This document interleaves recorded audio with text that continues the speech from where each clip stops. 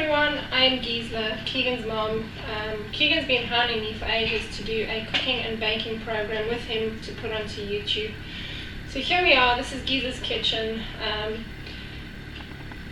and today we're baking a rich, dark and moist chocolate cake for Auntie Giesela's birthday on Friday. Right, so for the ingredients you will need 225 grams of butter, nice and soft. So take it out to the fridge about an hour before you start baking. Then you want 350 grams of caster sugar, 300 grams of plain flour. You want 6 tablespoons of nice rich dark cocoa powder, unsweetened. You want 350 ml of milk. You want 3 eggs. You want 1.5 teaspoons of baking powder, 1.5 teaspoons of vanilla extract.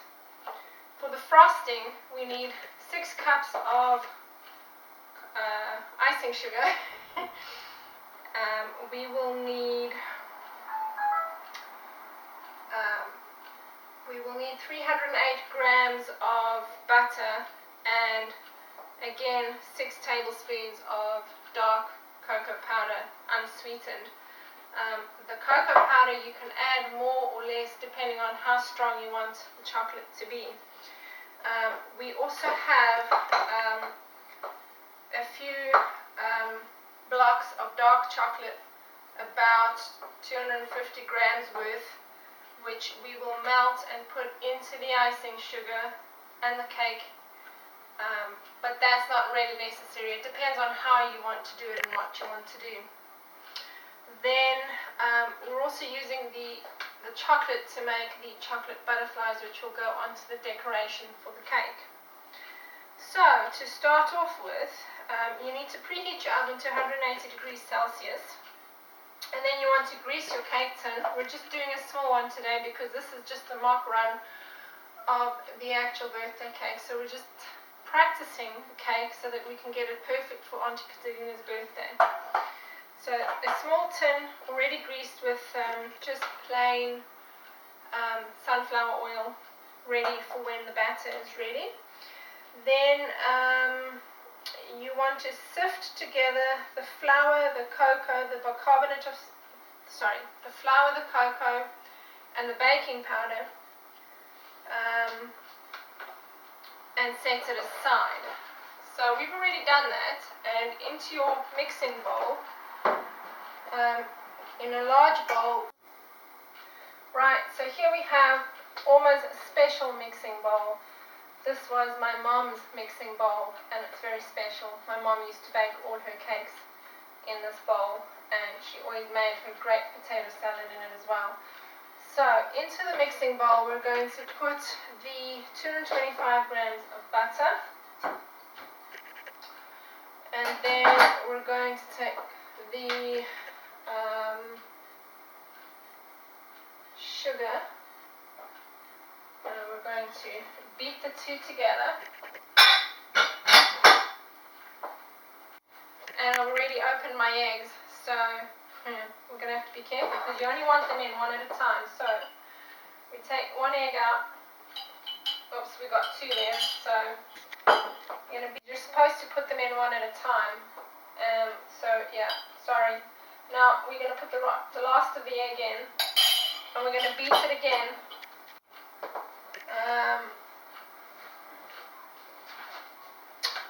Now we want to stir in the vanilla. So that's 1.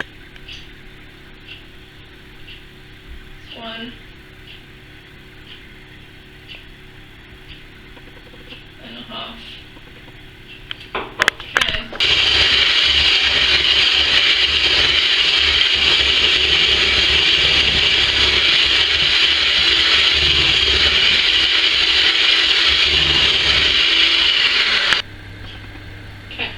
Right, so earlier I told you that you had to sift all your dry ingredients, which we had already done, but now I'm going to just put them all in together into the same bowl, because now that you've done your butter and your eggs and your vanilla extract, you're just going to put all the dry ingredients together And you're going to mix it into this mixture slowly, not all at once, alternating between the dry ingredients and the milk. So, then we add some more dry ingredients.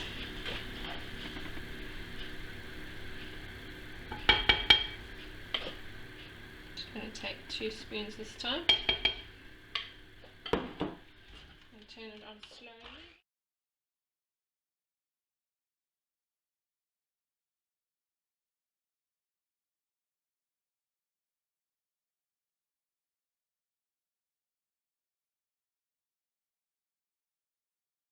Remember to alternate between the dry ingredients and the milk.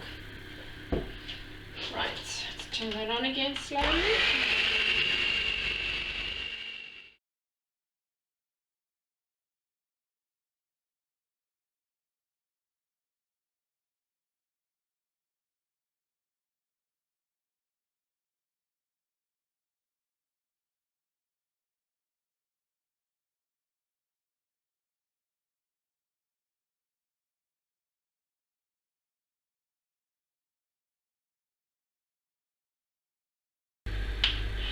Right, so alternating between the dry flour, cocoa powder and baking powder and the milk, you're going to put in alternately all the dry ingredients and the milk and mix it nice.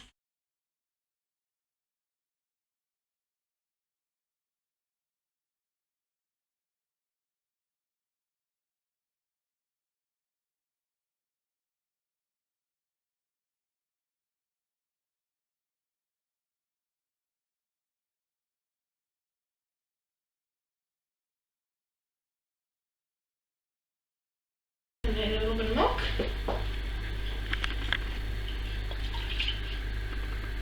Rest of the milk.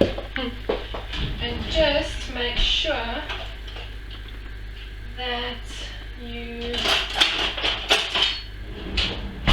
get all the dry ingredients off the side of your mixing bowl. Make sure that you've got it all incorporated. You just take a spatula and just do this along the side, just to make sure that you get all the dry ingredients in.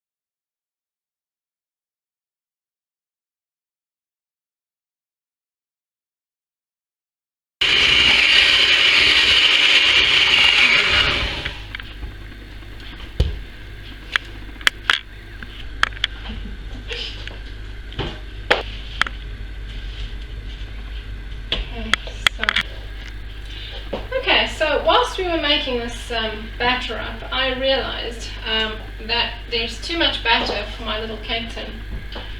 So I've decided to go with a bigger cake tin. I'm not sure what measurement this is, but it is quite a big one. And I should be telling you what size they are. But unfortunately my recipe doesn't tell me what size they are. So anyway, I've greased, even though it's a non-stick pan, I have put some oil and greased the sides just in case. And we're now going to put the batter in the cake and put it in the preheated oven, which has been set at 180 degrees, and it's going to go into the oven for 40 to 45 minutes.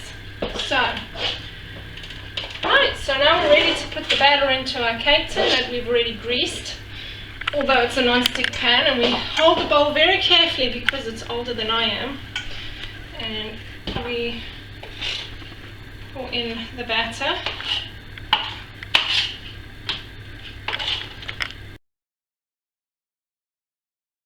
Okay, and then you even it out on top, otherwise your cake's not going to be even, so you just make it nice and even. Okay,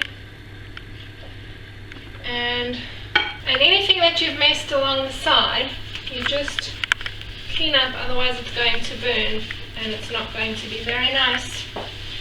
So, right, so now we're ready to put this beautiful cake into the oven for 40 to 45 minutes. And in it goes for 40 to 45 minutes. Just go give your sister a shot.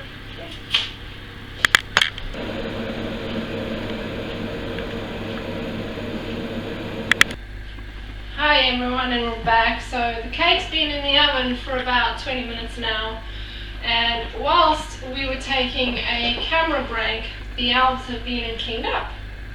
Almost bowl has been safely washed and ready for the next baking logistical operation. And now we're going to make the icing sugar because we're going to make a basket weave icing on the cake. And for that we need 8 cups of, for the frosting we need 8 cups of icing sugar. We need 308 grams of butter. I've got a little bit of extra butter because I'm following a recipe, but as many of you know that know me well, I chop and change my recipes as I feel it needs to change. Something looks better, tastes better, I always just add and take things out. Anyway, so that's 8 cups of icing sugar, 308 grams of butter. We have 6 tablespoons of cocoa powder, of which I've taken 4 and mixed it with some nice hot water to make it a really nice dark color, because that's the dark color consistency we want for our icing sugar. We want a beautiful dark rich chocolate. Right, so now comes the fun part. We have to mix this icing sugar with the butter, and it's going to create a massive dust cloud, which we're going to have to get the elves to clean up again later. So into the icing sugar we put the butter, and depending on how it looks we might just add some more later. So put the bowl in there for the elves to wash, and I'm going to pour this in here, and then we're going to try and mix it without making too much of a dust cloud. My black shirt's going to probably end up being all white. So we have the cocoa powder in there.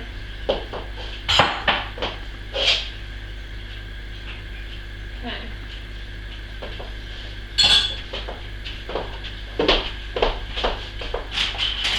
And I'm going to take the rest of the dry cocoa powder and add it in as well, because you want a really rich chocolate, dark chocolate flavor. And then, here we go. Wish me luck. Should be interesting.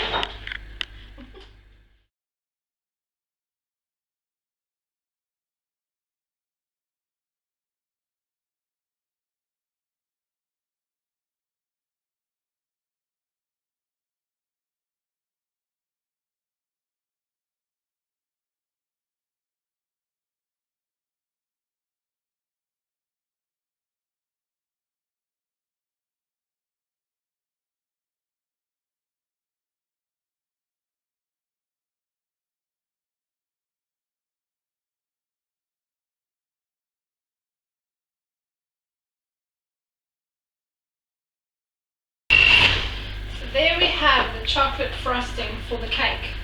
It looks great, I think. I would like it to be a slightly darker color, but I think we've got enough cocoa powder in there. And now we need the elves to come and dust the kitchen. Right, so the elves have been and they've dusted everything, including me. Except my glasses, everything looks a bit hazy still. So now we're doing the chocolate butterflies. I did mention earlier that we were going to put some of this chocolate into the icing and into the batter mix, but I decided not to do that because it was rich enough. So we're going to use the chocolate to make the chocolate butterflies for the decorations, for which we need about 250 grams of chocolate. And on the stove we have a pot with water boiling, and inside the pot we have a glass bowl which we're going to put the chocolate in to melt it. So follow me to the stove. Right, so in there you will see the pot and the water's boiling, and this is a glass bowl that can take the heat. Remember, you need to have a bowl that can take the heat, so either glass or stainless steel. Now you put the chocolate in there. You do it this way because you don't want the chocolate to burn. There we go. Right. Now you let the chocolate melt. Okay, so you let the chocolate melt and you just stir it slightly.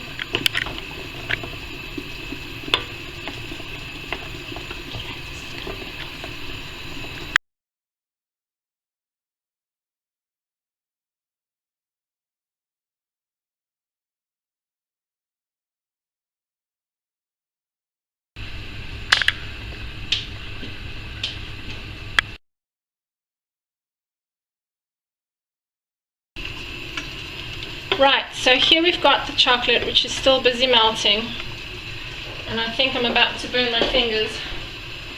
And you just need to give it a gentle stir every now and again, just to ensure that it melts nicely. To the right of me there, you will see my piping bag. Okay. Right, so here we have the piping bag with a nozzle that has a very small little hole in the front. We're going to put the chocolate in here, and then over here we have some greaseproof paper under which I've put some butterfly stencils, and we're going to make 6 butterflies which will be put onto the cake as decoration with the chocolate. And as soon as the chocolate's all melted, we will put it into the piping bag and we will make the butterflies.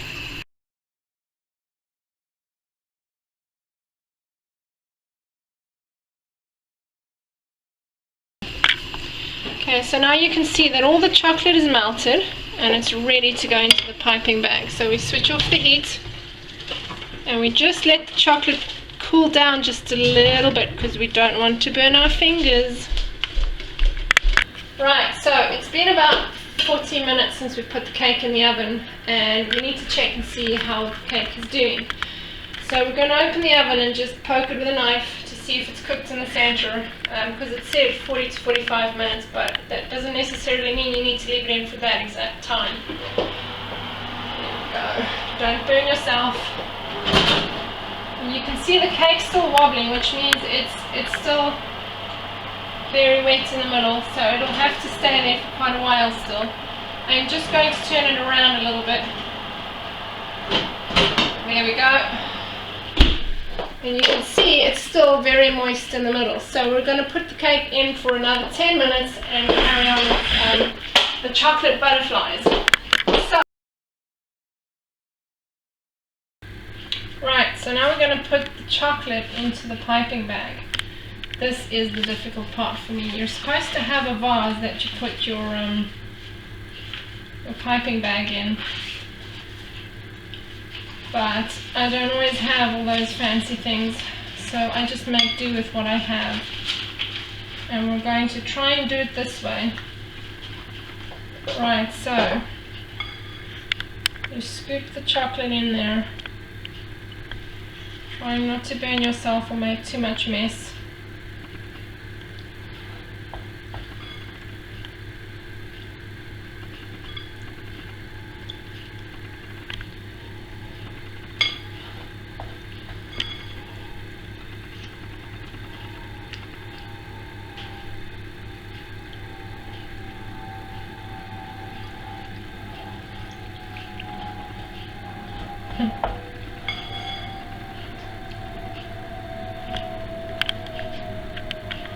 Right, so then you do that,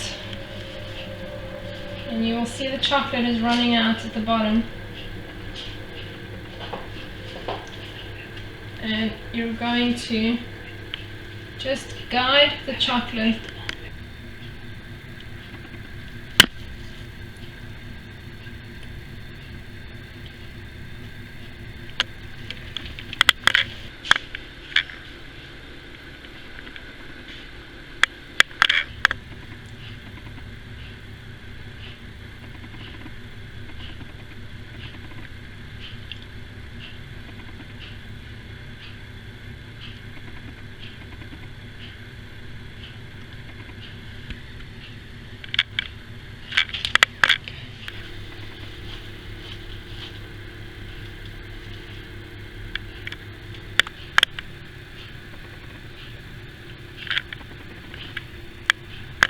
my fingers are really burning. So when you do this, please be very careful because this chocolate is really hot and you can burn yourself. It's starting to set a little faster. So you need to work pretty quickly. So that's the 4th butterfly done. Okay, so that's the 4th butterfly done, and each time you need to move your stencil so that you can see it, and you move on to the next butterfly. And can I zoom in closer when butterflies are finished? Okay.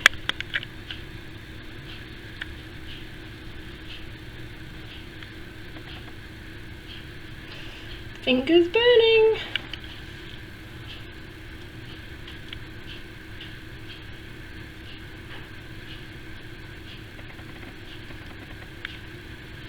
Morning, get up there.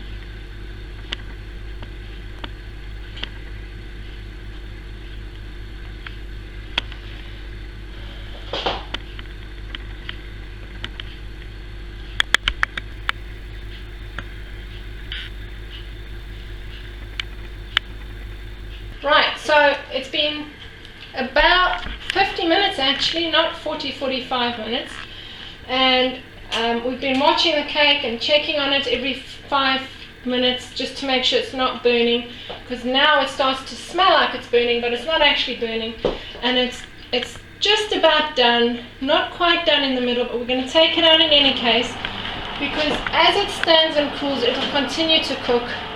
So we're going to put it out here to rest and cool off. Right, so we've taken the cake out of the oven after 50 minutes and we've let it cool down substantially so that the icing doesn't melt. We have cut the cake in half using a nice sharp long knife. You just cut the cake in half, and then you take, don't film this. Right, so we've cut the cake in half and we take the first layer and put it on top of our serving dish,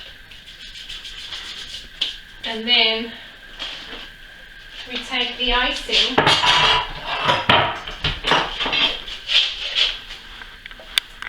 and we're going to just put a nice layer of icing into the middle of the cake.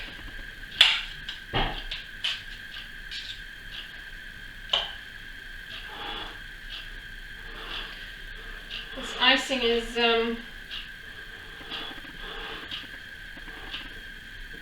not the easiest icing to spread because it's quite dense and it doesn't stick to the cake very well either. But you need it to be that consistency for the piping, to do the basket weave. So it's just a matter of being patient and just spreading.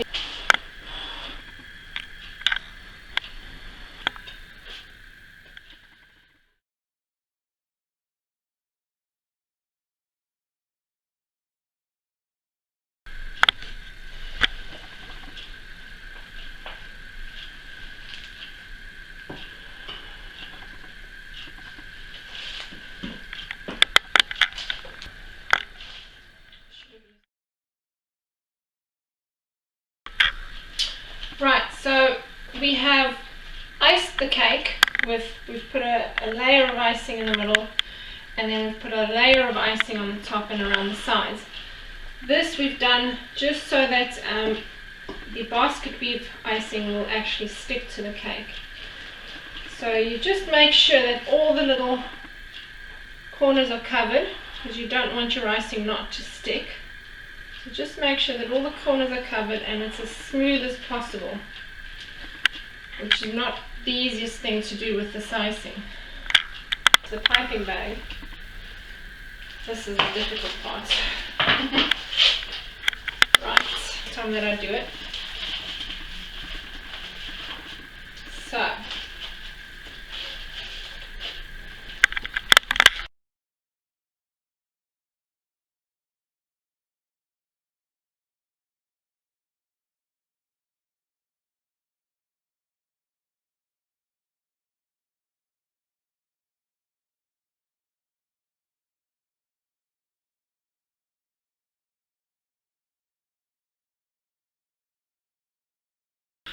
right, so remember, I've never done this before, this is my very first time. So you take your piping bag, you put your icing in the piping bag. I'm not sure which nozzle, the name of the nozzle, but it's the nozzle, it's very flat on the one side, and then it's got those little grooves on the other side to make it look like weaving. So you take your icing and you run it down the side of the cake, like so. You've done one line down the cake, and then you go across the cake at the top like this.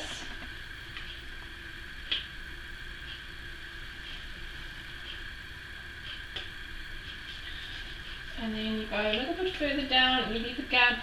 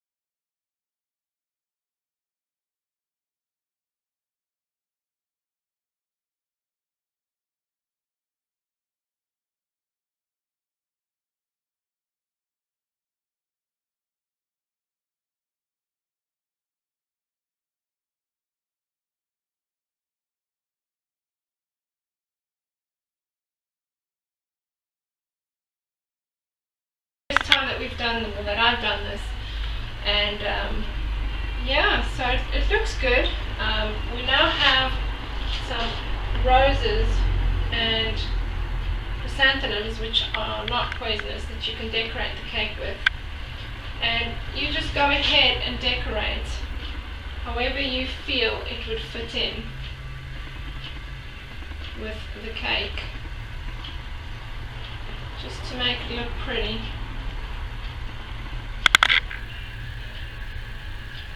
Try and spread them out evenly. And then you put the roses in. You make it look like a little flower basket.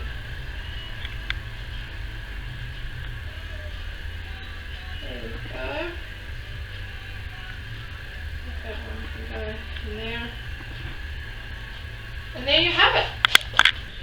So there we have it, a beautiful surprise birthday cake. a basket of flowers for Auntie Katerina. Happy birthday, darling. I hope you have a special birthday this year.